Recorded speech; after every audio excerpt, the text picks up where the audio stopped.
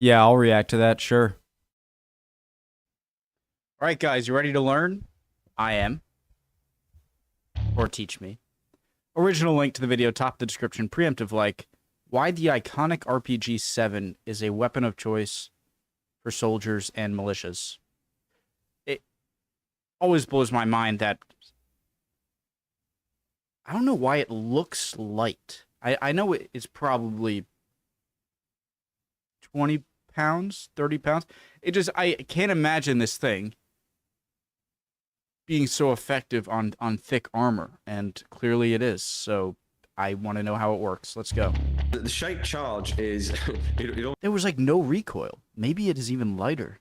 almost feels like black magic or something to those of us who don't understand physics, but it's a way to. It was discovered that if you shaped explosives in a certain way, it concentrated the force of the explosion onto a very small area, and just like I don't know, everything from a rapier to torch, you know, a small caliber high velocity rifle round.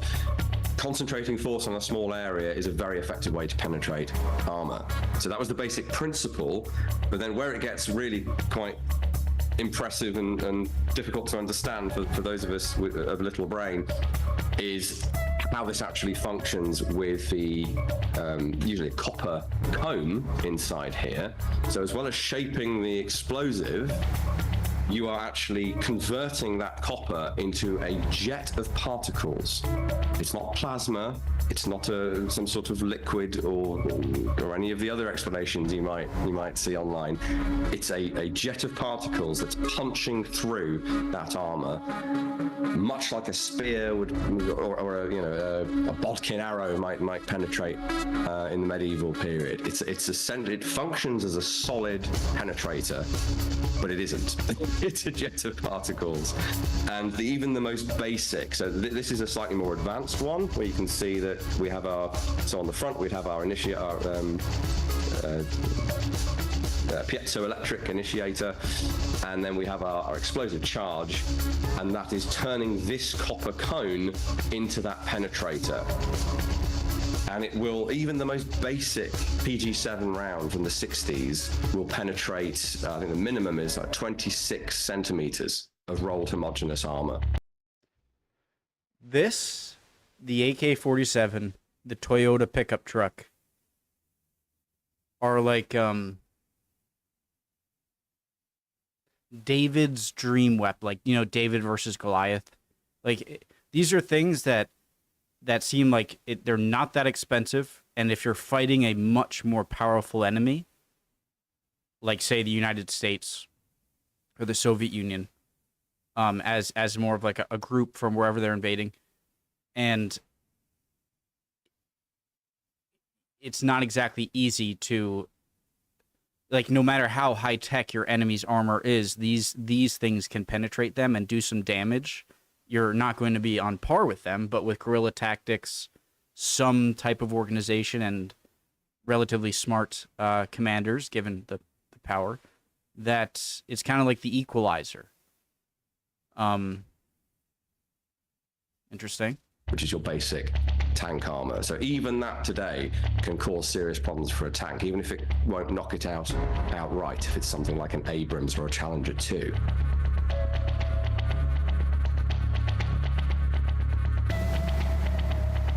Well, there are other systems that use a recoilless gun to launch the munition, and then usually a rocket sustainer to send it on its way to the target. But the RPG-7 is the definitive take on that, and the most prolific by far, and the most iconic by far. We have this expansion chamber in the middle to help build up that pressure to get it out of the barrel. This is technically a gun, although it's open at the back. It is technically a recoilless gun. But like a lot of very effective weapon systems, the key is actually in the ammunition. And the reason this thing is still so relevant is that this old early 1960s bit of steel pipe can be easily upgraded simply by upgrading your warhead. Now, this is not a particularly advanced example. This is a simple PG-7 round. Before you get this thing ready, well, to get this thing ready to shoot, you screw on your expelling charge. But you can do that ahead of time, so it's not really a problem. There's just a protective cardboard case on here, and under here are the fins that flick out and stabilize the thing in the air, because there's no rifling in the recoilless gun that shoots it. So to stabilize it has to have these aerodynamic fins that flick out. The rocket motor lives in here and exhausts out of these holes here. And then obviously our death-dealing section is up here. Our actual munition is here, our shape charge. I wonder how much pressure it takes to have, because it's not exactly a conventional explosive or bullet or whatever where you need, like, the speed of the projectile is the lethality of it. It's the spraying of the copper or whatever into the small area. So could you take it by hand? Or, like, if you took it by hand and slammed it into a tank, would you die or your hands be blown off, or would it just jet the particles in and you'd be fine? Or so, because I always pictured it as like an explosive, a grenade launcher. You're just like shooting a grenade, but it's clearly not. And they use these by dropping them, right? Like with drones. Now, the people think this thing locks in or screws in some way. No, all you do is align this little screw here with the notch that's on the launcher right here, so that you know which way up it is. Why does that matter? Well, because of this very primitive cowboy single action trigger mechanism. That's how you ignite the thing. That then hits a vertical firing pin, which hits a percussion cap or primer here, and that's why it's critical as to the orientation of this in the launcher. If you don't get it all the way in, if you don't get it lined up, screw in notch, you're not going to hit the cap, and the round is not going to go. At that point, a smokeless propellant charge in here, used to be black powder in the RPG-2, punts this thing out at the end at some velocity, and about 15 meters downrange, your rocket sustainer then kicks in, and this thing will go to maybe 900 meters before it self-destructs. Of course, if it hits something in the meantime, it's bad news for the thing that it hits. So you can adapt an RPG-7 to fire PG-9 rounds, which are larger and more powerful. That does mess with the recoilless nature of the launcher. You will see a little bit more recoil because they're not set up to deal with such a big, heavy projectile as that. I was about to say, why don't you have, but they already do have explosive armor on tanks, right? Because if you could have explosive plates on the outside, which they do on some tanks right now, and because if you can just kind of mess up the trajectory of the spitting copper, well, that's a thing, right? I'm pretty positive. And then perhaps the ultimate is, this was sent to us by a contact. This is a very simple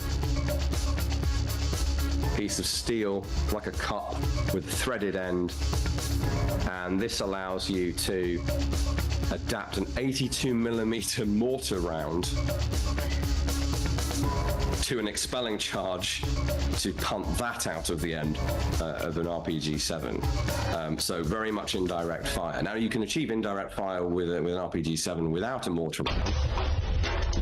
The OG-7 round, which is this has an expelling charge fitted ready for launch. When this is dropped down the barrel of the RPG-7, there's your locating screw, so you can see that only that little bit is sticking out of the end of the launcher.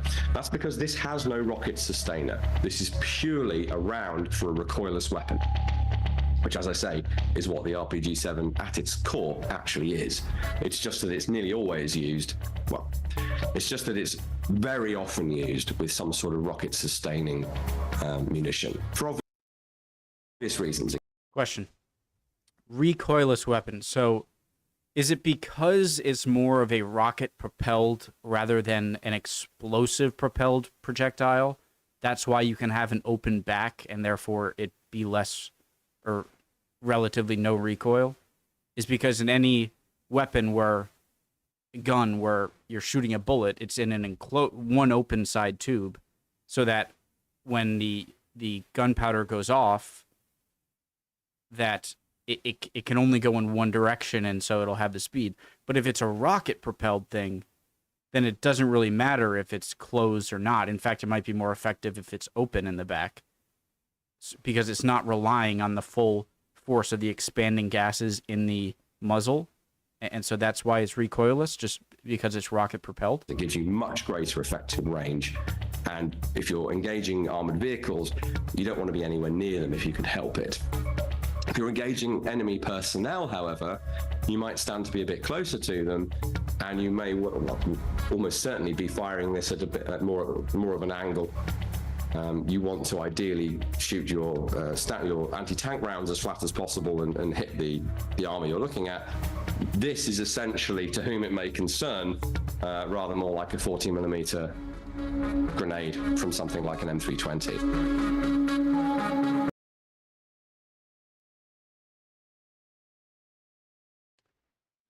So I'm still kind of confused.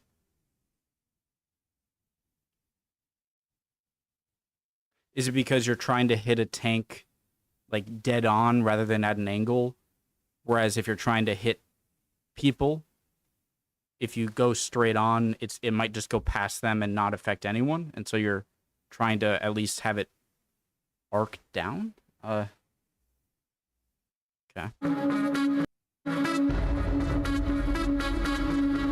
In terms of portability, utility, and all of the other factors I've just listed, it's almost like PKM and GPMG. Carl Gustav and RPG-7. I almost don't want to come down on one or the other because I'll get comments on either way. I love all the guys on like History Hit, Timeline History. Ray Mears, this guy. I forgot that woman's name. Dan Snow, obviously. Yeah, interesting video. Would appreciate any comments below as always. Hope you guys are doing well, and we'd love for you to like and subscribe. Hopefully we can learn some more next video. Bye, guys.